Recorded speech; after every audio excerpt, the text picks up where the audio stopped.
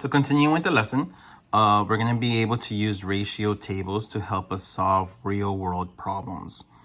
So in this problem, we are told that to make yellow icing, you mix 6 drops of yellow food coloring with 1 cup of white frosting.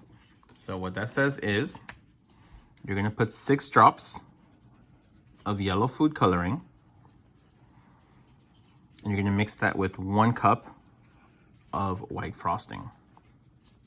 So realize that those numbers are important. The reason those numbers are important is because they're setting up the ratio table for you. So drops of yellow food coloring is being compared to how many cups of frosting we need. So once again, they said that we're going to use 6 drops of yellow food coloring. So I'm putting the 6 there for every 1 cup of white frosting. So if every time I use 1 cup of frosting, I need 6 drops of yellow food coloring. What the question's asking is, how many drops needed for 5 cups of white frosting? So they want to know how many drops. So we're looking for this answer right here. We're trying to figure out what number goes in this position, and that will be my answer. So they said how many drops are needed for 5 cups of white frosting. 5 cups. 5 cups of white frosting. Realize that cups of frosting goes in the bottom. So I'm putting 5 because they're asking how many drops will we need if we have 5 cups of frosting. So now we're going to be scaling. Remember, scaling says you have to multiply or divide by the same number. So you're going to focus on the side of the chart, the side of the table that has a complete sequence. So right here on the bottom, you have your numbers completed. So I know that I want to make 1 become 5. So what I want you to think about is, what can you do to the 1 to make it a 5? Remember, you're either multiplying or you're dividing. What can I do to make the 1 become a 5? Every time you're making a number bigger, you're obviously going to be multiplying, because multiplying makes numbers bigger, dividing makes the numbers smaller. So we're going to be multiplying by 5. Now scaling, in order for it to be scaling, you have to do the same thing on the bottom and the top. So since I multiply by 5 here, I'm also going to multiply by 5 up there. And that will give you your answer. 6 times 5 gives me 30. So that is your answer right there.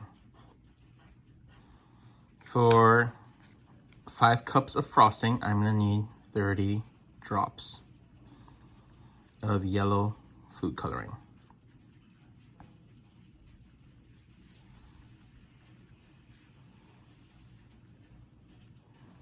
And that is my answer. Now, I want you to be able to check your answer. This is going to help on the test, because if you're uncertain that you did something wrong, or you're uncertain if it was correct, all you can do is check to see if it's an equivalent ratio. In order to determine if it's an equivalent ratio, you're going to use your both of your rates. So in this situation, I have 6 for 1, and that's going to be equal to 30 for 5. If this is an equivalent ratio, then you should be able to multiply. What's 6 times 5? That gives me 30. And then what's 30 times 1?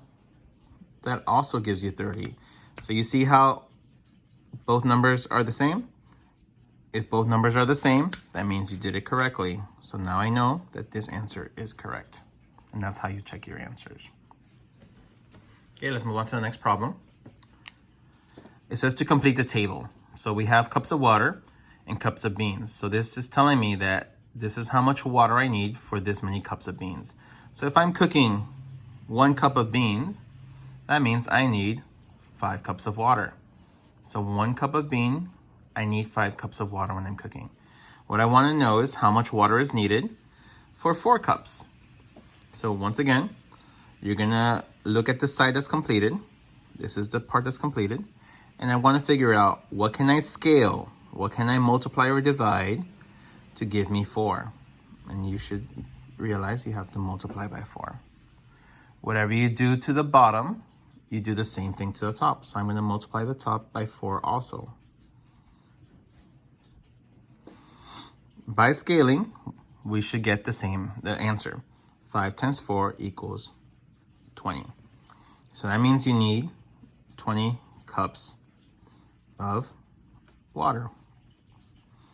Now let's check to make sure that answer is correct. So I want to make sure, because you always hear your math teachers, check to see if your answers are correct. This is how you check it.